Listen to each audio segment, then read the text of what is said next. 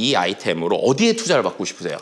국회에서 한번 1억 원 받아볼까요? 너무 작은데? 10억 해요. 1억이 뭐예요? 솔직히 말씀드리면 우리 아이들의 일자리보다 우리 거나 걱정해라. 우리가 지금 걱정해야 된다. 우리가.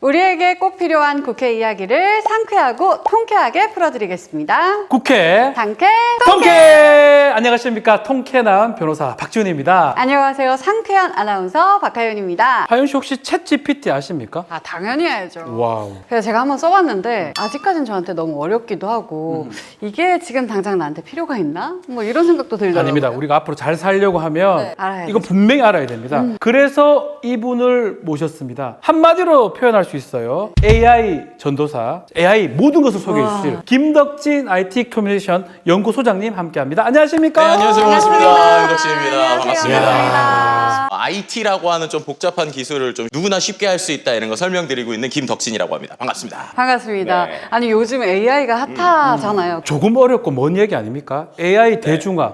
왜 이렇게 힘쓰고 계십니까? 그러니까 지금 이렇게 설명드리면 될 것 같아요. 우리가 스마트폰 처음 나왔을 때 있잖아요. 앱 설치법도 책으로 나왔었어요. 기억나요. 나 배웠어요. 2007년도요. 2006년도. 하윤님은 너무 젊으셔서 모르겠지만 근데 제가 볼 때 지금 AI가 그래요. 요즘엔 우리가 앱 설치할 때 책 안 보잖아요. 그냥 안 깔면 보죠. 되고 그냥 깔면 쓰면 되는데. 되고 AI가 지금 이 정도 왔기 때문에 그러니까 우리 같이 써봅시다 이런 얘기들 좀 같이 하고 있습니다. 그러니까 생성형 AI 이게 뭔지도 우리가 모르는데 또 알려고 하는데 갑자기 유행이 지나가 버리는 거 아닙니까 또? 이 생성형 AI 챗GPT라는 네. 기술이 어떤 거냐면 얘네들한테 뭔가 질문을 하면 그럴듯하게 사람이 얘기하는 그냥 답변을 하거든요. 이게 사람인지 캐릭터인지 대화만으로는 구분이 안 될 거잖아요. 그럼 이제 몰입감이 더 높아지겠죠. 그래서 그런 기술들이 하나씩 들어가면서 이 기술은 계속 발전하고 있다 이렇게 말씀드릴 수 있을 것 같습니다. 국회 입법조사처에서 직장 내 AI의 신뢰성 보장과 근로자 보호를 주제로 보고서를 냈다고 합니다. 여기에 보면 이런 구절이 있는데요. 직장 내 AI를 통한 혁신의 지속 가능성을 높이기 위해서는 기술적 진보와 직장 내 AI의 신뢰성 확보 조치가 조화를 이루어야 할 것이다. 근데 AI의 신뢰성을 확보해야 말이 한다. 너무 이게 어려워요. 무슨 얘기인지 사실 무슨 모르겠더라고요. 제가 이거를 좀 보여드리려고 AI한테 이걸 한번 물어볼게요. AI한테 직접 물어봐요 이거를. 어떻게 할 수 있냐면요. 뭐냐, 신뢰성이. 이게 이제 실제로 이게 말씀하셨던 이 이슈와 논점이라는 이 예. 보고서예요. 보고서. 네. 그죠? 이 보고서를 그냥 AI한테 넣어가지고 아까처럼 야 이거 복잡한데 이거 어떤 내용인 것 같아? 라는 거를 물어볼 수가 있어요. 우와. 네, 한번 해볼게요. 네. 여기 이슈와 논점이라고 있는 이 파일을 클로드한테 넣고요. 제가 얘한테 자, 위 보고서에 한글로 해도 돼요? 내용 중에 직장 내 AI를 통한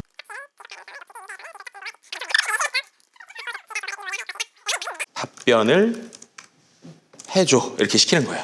이렇게 그럼 얘가 이제 뭐야, 찾아내? 이제 이 내용을 보고 이렇게 빨리? 여기 나오네요.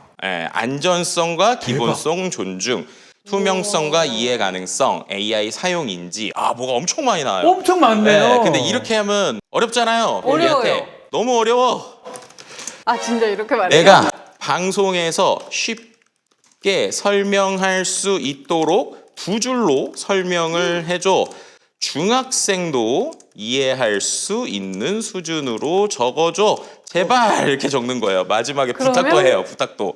그러면 직장에서 AI를 믿을 수 있게 만든다는 뜻이에요. 즉 AI가 공정하고 안전하게 일하며 사람들이 AI의 결정을 이해하고 필요하면 이의를 제기할 수 있도록 하는 거예요. 이야 알아먹겠어요. 무슨 지 알겠어요. 쓰는 사람도 이 AI가 안전하구나라는 걸 이제 우리가 인지하고 네. AI가 우리의 문화 그리고 우리 일 가운데 스며들게 해야 된다라고 하는 게 이제 설명으로 이렇게 좀 정리할 수 있습니다. 정말 AI가 똑똑한 것 같은데 이제 문제가 있어요. 이렇게 똑똑하다 보니까 AI에 대한 불안과 우려도 있는 것 같아요. 이 AI가 우리 다 대체할까 봐. 아나운서 대체하고 변호사 대체하고 어떡해요. 촬영실 대체할까 봐. 직업 다 뺏어가는 거 아니냐 이런 걱정이 있거든요. 다 실업자 되는 거예요 이제 우리. 우리가 4차 산업혁명이라는 말이 처음 나왔을 때 있잖아요. 그때 인공지능이 우리의 일자리를 어떤 걸 대체할 것인가라고 하는 리포트들이 되게 많이 나왔어요. 특히나 알파고 이후에. 근데 그때 재밌었던 게 가장 먼저 대체된다는 게 어떤 분야였을 것 같으세요? 비서 같은 거 아닐까요? 아니면? 지금 우리가 그렇게 생각하잖아요. 그때는 뭐였냐면 사람이 노동력을 써서 일하는 쪽. 예를 들면 목공 어허. 아니면 이런 뭐 공장에서 일하는 거 이런 거라고 했거든요. 근데 재밌는 건 말씀드린 대로 가장 대체 안 된다고 한 사람이 누구였느냐? 소설가였습니다. 그리고 아까 말했던 비서 이런 것도. 그러면서 그때 무슨 얘기를 했냐면 AI가 아무리 똑똑해져도 그래도 안될 거야. 인간의 창의력은 안 돼 이랬거든요. 그랬는데 지금 8년이 지나고 정확하게 이게 반대가 됐어요. 이 얘기를 왜 드리느냐? 우리가 미래를 예측한다는 거는요. 하루 이틀의 기술의 변화에 따라서 어떻게 되는지 전혀 알 모른다는 수가 거예요. 없다. 그렇기 때문에 다음 세대를 생각하는 거는 결국 다음 세대에서 해결할 일이라고 전 보고요. 우리가 이제 이른바 모바일 네이티브라는 표현을 많이 썼잖아요. 지금의 네. 대학생들. 네. 키보드보다 터치가 익숙한 세대. 근데 지금 친구들은 이제 저는 챗봇 네이티브라고 챗봇. 생각해요. 그래서 이제 말로 챗봇을 하고 그걸 통해서 대화를 하고 창의력을 키울 수 있는 친구들이라면 네. 그 안에서의 새로운 관점의 일자리를 생길 것이기 때문에 솔직히 말씀드리면 우리 아이들의 일자리보다 우리 거나 걱정해라. 우리가 지금 걱정해야 된다.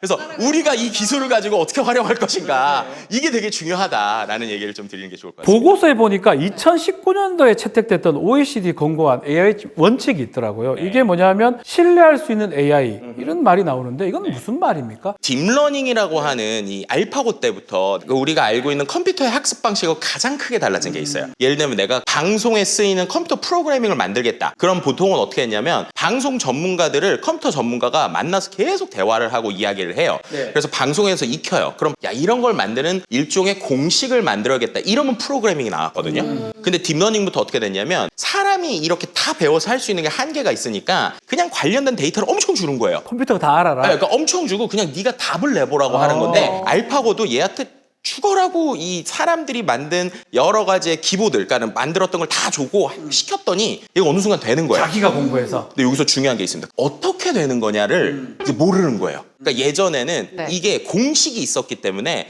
공식에 문제가 생겼다고 생각 공식을 바꾸면 되잖아요.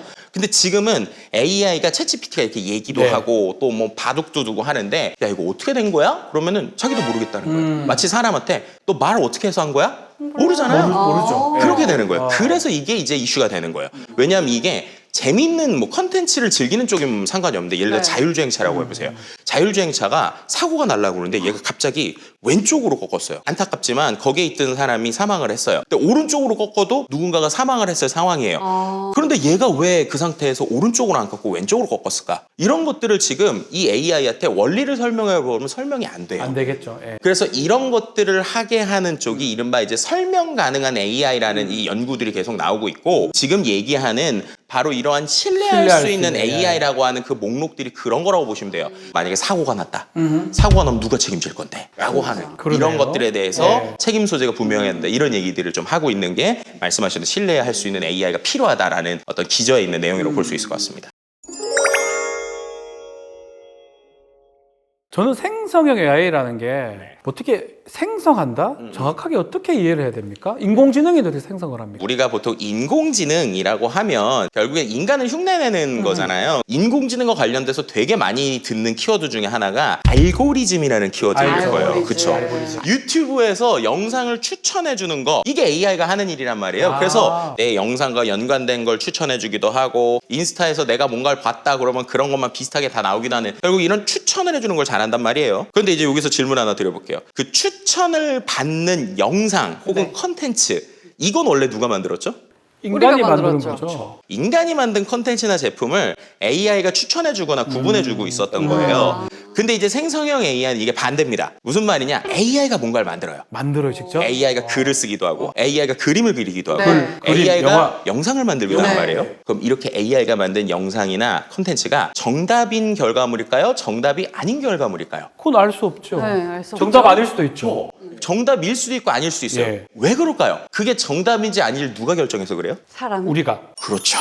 그게 차이입니다. 생성형 AI는 정답을 만드는 애가 아니라 그럴듯한 답을 만드는 애예요. 근데 그 그럴듯한 답이 진짜 우리 회사에서 쓸모가 있는 건지 아니면 이게 진짜 영상 컨텐츠 산업에서 괜찮은 건지 아니면 비즈니스에서 쓸만한 건지는 결국에는 그거를 컨트롤하는 인간이 결정한다는 거예요.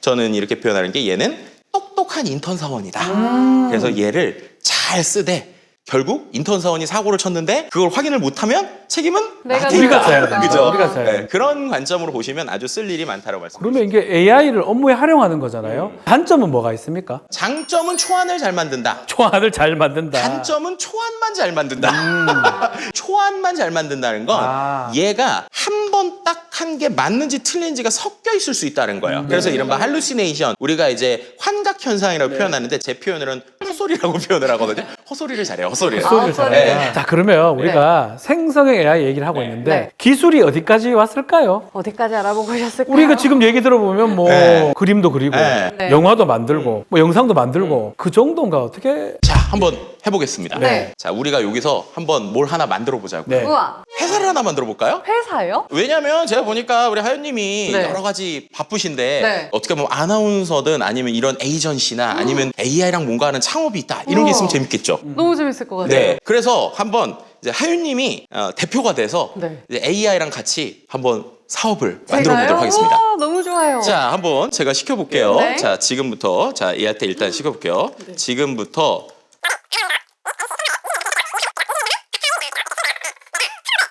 어떤 쪽에 만약에 창업을 한다면 하실 수 있을 것 같아요. 본인의 전문성을 살려서. 저의 전문성? 네. 뭘 해야 될까? 스피치 뭐 이런 거? 스피치? 예를 맞아요. 들어서 네. 스피치 학원을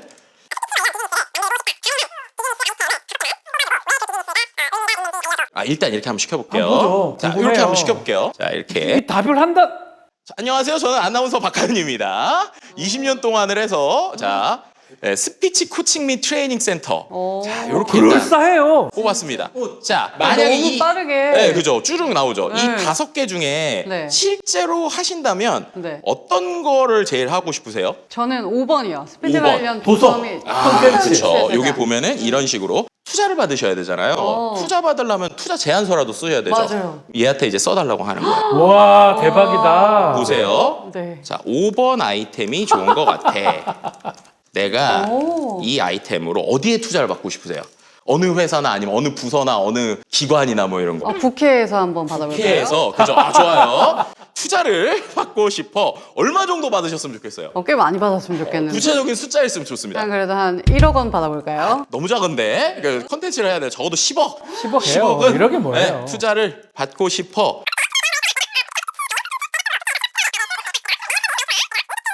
투자 제안서를 써줘. 먼저 제목과 목차를 만들어 보자.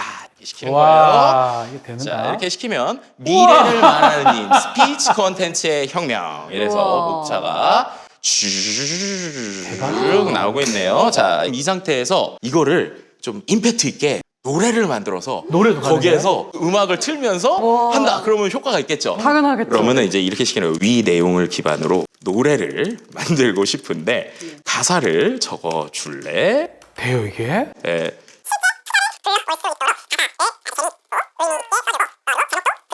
이렇게 시켜볼게요. 대박이다. 말의 힘으로 세상을 바꿔. 좋네요, 제목. 와, 1조. 그죠. 당신의 투자가 필요해. 막 이렇게, 그죠. 자, 이렇게 멋있게 만들었죠. 네. 자, 그럼 이제 이걸 어떻게 노래가 하느냐? 가능해요, 이게? 음악 만드는 툴이 있습니다. 또 여기다가. 자, 음악 만드는 툴에다가 가사를 직접 넣는 거예요, 얘한테. 예를 들어서 얘한테 이렇게 해가지고 일단 제목은 이렇게 말의 힘으로 세상을 바꿔. 그 다음에 내용을 아까 여기서부터 쭉 긁어서 이렇게 해서 여기다 붙이고 노래 노래가 스타일은 AI한테 그냥 알아서 만들어 보라고 노래가 할게요. 돼요, 이게? 누르면 됩니다. 어머나. 누르면 2분 안에 노래가 나와요. 2분. 노래가 나와? 대충 이제 만들어지는 것 같은데 한번. 들어볼까요? 네. 우와. 진짜 신기하다. 상상을 초월하네요. 그래서 제가 말씀드린 게 써보면 안다. 그러니까요. 제가 기획안을 썼다면 며칠이 걸렸을 텐데. 반성문 같은 거 네. 그런 것도 써줘요? 그럼요. 얘한테 심할서 써다가 이게 참 그런 건데 하나만 써주세요, 심할서. 해보죠.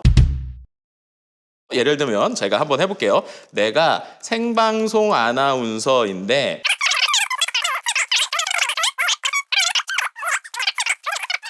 심할서를. 네. 근데 이렇게 해도 얘가 오타 있어도 솔직히 알아먹긴 해요. 네. 부탁해.